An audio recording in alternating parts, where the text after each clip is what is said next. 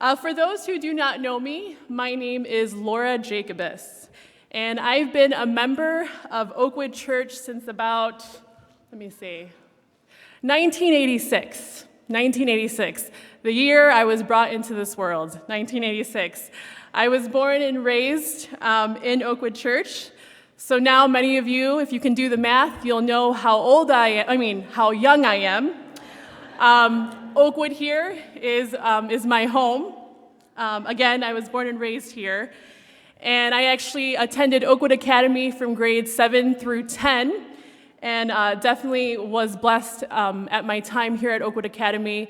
I will say that was a time where I definitely developed a personal relationship with the Lord.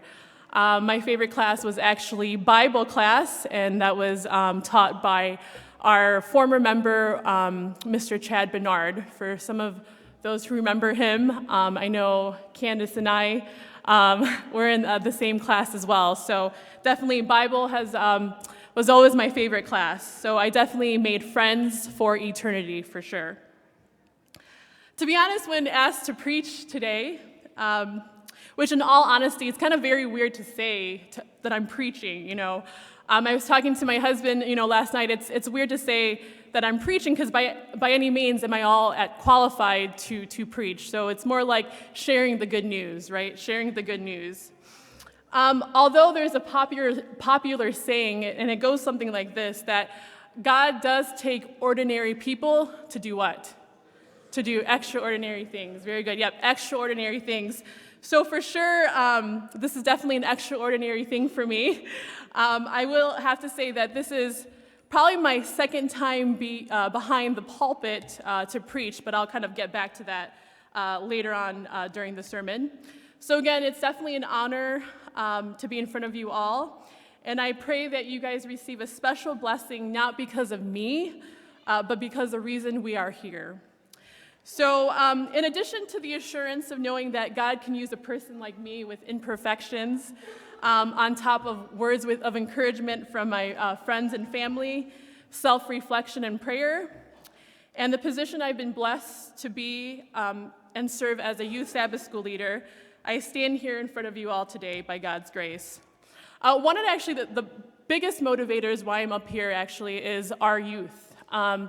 Mr. Kieran and Miss Julia and myself, we are youth Sabbath school leaders, and generally we actually take every fifth Sabbath there is in a month, our youth partakes in the service. So we've experienced that in the past. So that is why I'm here, is that the youth, they motivate me, and I'm sure they motivate Kieran and Julia to continue to be the best that we can be. We tell our youth weekly to be bold, right? To not be ashamed, to spread the gospel, to be a Christian wherever you are. And so for myself, that's why I'm here again, is not only to tell our youth, but that I can actually do it too. So my question today is, Jesus started his ministry at what age? 30, very good. So that's found in Luke chapter 3, verse 23. So I turned 30 this July, and so it's definitely a big motivator to continue a life of ministry, especially. But no matter what age you may be at, you are a minister in your own way. Your life is a ministry.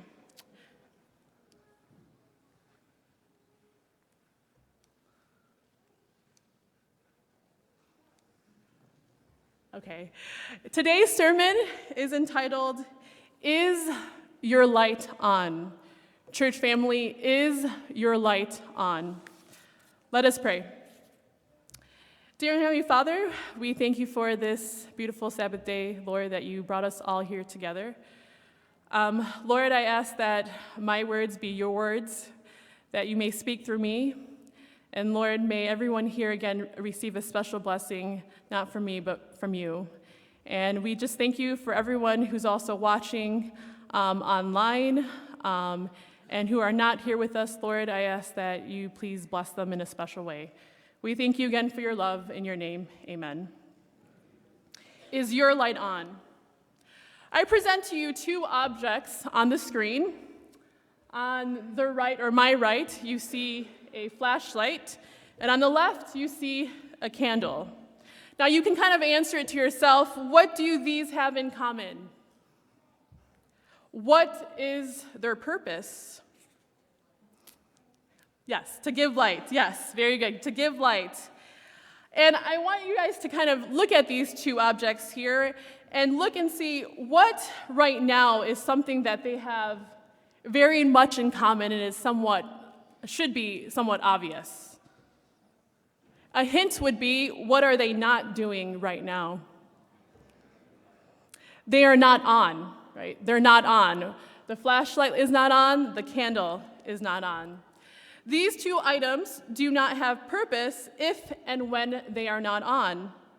If anything, they would probably just take up space in your closet, in your junk drawer, in your car, wherever you may have these two items in your household. But these two items have one and only one purpose, but right now, they are not on. As some of you know, I love to go camping. In my past children's stories, I probably talked about some camping experiences, and I love to go camping. There's something about being in nature, the smell of campfire. Maybe it's just the smell of the fire when you're cooking those s'mores, I don't know. But there's truly peace and serenity when you're in God's nature. And mind you, Lake Michigan is the best. Started a few years ago, actually. My family and we started a tradition to go camping every year. Some may even use the word glamping, if you know what glamping is, and that's just a shorter version of saying glamorous camping. Glamorous camping. Our first camping trip was actually set in a campground site around Traverse City, and my sister can correct me if I'm wrong, but it was Traverse City. I still remember the area we were in. There was a private entrance connected to our campsite to a secluded area by the beach. So it was the best location we could ever be in. And then I just remember walking into the waters, and this was of Lake Michigan, and it was just cold, frigid temperatures. But again, there's nothing like waters of pure Michigan. So fast forward 2 to 3 years later, many of us now have children, not including myself, and so now we kind of just rent out a condo or a house to accommodate such a big group. However, if there was one thing that we made sure to bring when we go camping, would be a flashlight. We used our flashlight for many things, right? To guide us to the way we needed to go to the bathroom, or to find something in our car when it was dark. But a flashlight was a necessity when we went camping. And of course, we have the candle, or candles. I assume that every candle is probably in everyone's household at this moment, whether they have a pretty scent or not, but it definitely comes in handy when a storm comes by, right? And there's a storm, and generally what do you look for? Is a flashlight and a candle. So we always make sure that we have these two necessities, but again, they serve a purpose, is to light and give light when in dark areas. Now, as you can see, these two objects are now on. They are both serving their purpose, and again, that is to give light when places are too dark to be in. Now, have you guys ever stopped and wondered how we see light? I know it's kind of a funny question. I know some of us have taken classes on the science and or physics of light, and to some it's been a good while since we even had basic science, myself included. But really, have you really thought about how we see light? We obviously can't touch light, and I kind of have an illustration here.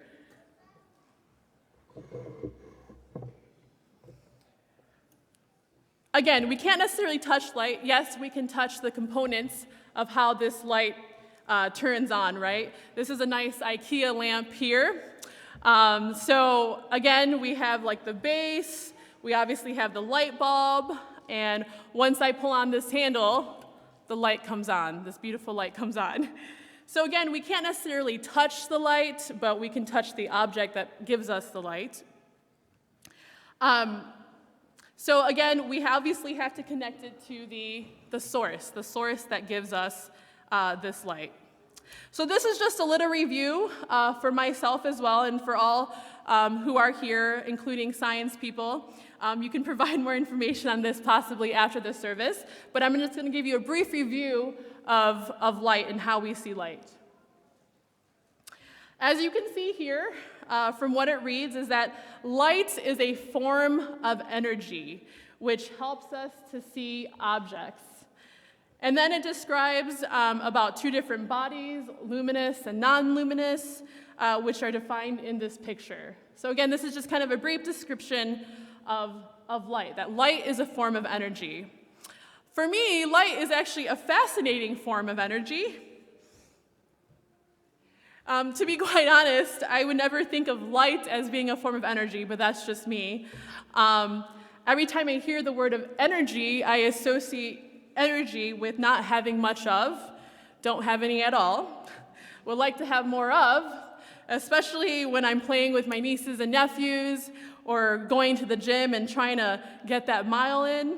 I don't have that much energy, but I would like to. Again, light is what we see or we need to see in dark places or just to simply get a greater, clear picture. A quote I came across while doing some research behind the science of light said this: "Faith is seeing light with your heart when all your eyes see is darkness." I know Pastor Ariel started a series last week regarding faith. Faith, my church family and friends, is something that we as Christians, as Seventh-day Adventist Christians, need to have more of. We need to have faith. We need to have faith like a grain of mustard seed. And how do we get more faith, you may ask? By seeking to dwell in Him and to spend time with Him. That's how we can build a greater faith. One more quote I would like to share to you by Martin Luther King. And I recently saw this in a news broadcast, especially with all the events that are occurring around this world, in our borders and outside. But it said this, that darkness cannot drive out darkness. Only light can do that. Hate cannot drive out hate. Only love can do that. Again, light is what we use to see and what we need. My question this morning is, church family, is your light on? Again, this is the title and question of today's sermon. Jesus says, and you can follow with me on the screen, in Matthew chapter 5, verse 14 through 16, "You are the light of the world. A city that is set on a hill cannot be hidden, nor do they light a lamp and put it under a basket, but on a lampstand. And it gives light to all who are in the house. Let your light so shine before men that they may see your good works and glorify your Father in heaven." Sometimes I like to read other versions just to kind of get a different perspective or a clearer understanding. And I came across a version of the Message, actually. It's called the version of the Message, and it said this as well: "You're here to be a light, bringing out the God colors in the world. God is not a secret to be kept. We're going public with this, as public as a city on a hill. If I make you light bearers, you don't think I'm going to hide you under a bucket, do you? I'm putting you on a light stand. Now that I've put you there on a hilltop, on a light stand, shine." Jesus calls each and every one of us to be a light for Him. We are to share and shine His goodness and grace to others we come in contact with. Whether you are a student, a teacher, a physician, a lawyer, a social worker, janitor, community leader, Jesus asks us to shine. Is your light on? The last part in Matthew chapter 5, Jesus speaking to the multitude says to let your light so shine before men that they may see your good works and glorify your Father in heaven. When you are connected with God, God is in you. Colossians 1:27 says that to them God willed to make known where are the riches of the glory of this mystery among the Gentiles, which is Christ in you, the hope of glory. I've been blessed to have opportunities at work and when I was in school to have my light on. The challenge, my church family, is to have this light on every day. And to be honest, there are days where I feel that my light is not on. I feel that I stray away from the source that gives us this light. We must remember that when we are connected with God, Christ is in you and in me, the hope of glory. I can recall at my previous job, actually, when I saw that one of the physicians I used to work for came in the doors with the cast. And as we began discussing what happened to the events leading him with the cast, I said, "Dr. D, I'll pray for you." The days after, when he came back in the office, I then had asked again, "Oh, how's your arm doing, Dr. D?" He responded that it was getting better. And as I walked out, without hesitation, I did look back and I said, "You know what, Dr. D, I will continue to pray for you." And he stopped me and he looked at me and he said, "I really, really appreciate you saying that." No one has really said that to me, especially when I first came into the office. So I really, really do appreciate that. The reason why I say this is that I believe that there are power in words. In the words we speak to one another, whether it be to your family, your friends, your colleagues, your managers, etc. But more importantly, there is power in putting into action what we speak. The doctor I work for may never know that I go to church every weekend, but I know that he knows I am a person of faith, a person of prayer, and a believer in God. Again, we have a promise that for God did not give us the spirit of fear, but of power and of love and of sound mind. Your light may shine in different ways, but when you're connected to that power source, which is Jesus, God is in you and uses you to be a blessing to others. Again, church family, my question is your light on? I would like to take two stories in the Bible, some of my favorites. We have the story of Shadrach, Meshach, and Abednego. Again, our light must be continuously on. We read in the Bible countless stories where individuals shine their light for Jesus, even in the most terrifying events and or places. Again, Shadrach, Meshach, and Abednego. They were ordered to be thrown into the fire. Not only that, King Nebuchadnezzar actually turned up the furnace how many times? 7 times more.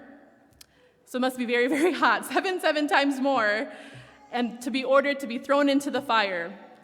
Again, I always ask myself, and we can read that in Daniel chapter 3, why? Why were they thrown? Because they did not want to worship the gold image? Of course, yes.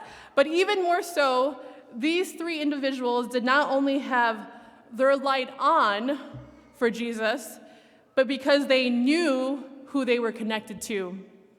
They knew their power source, that no matter what situation they would encounter or be in, their light kept shining for God.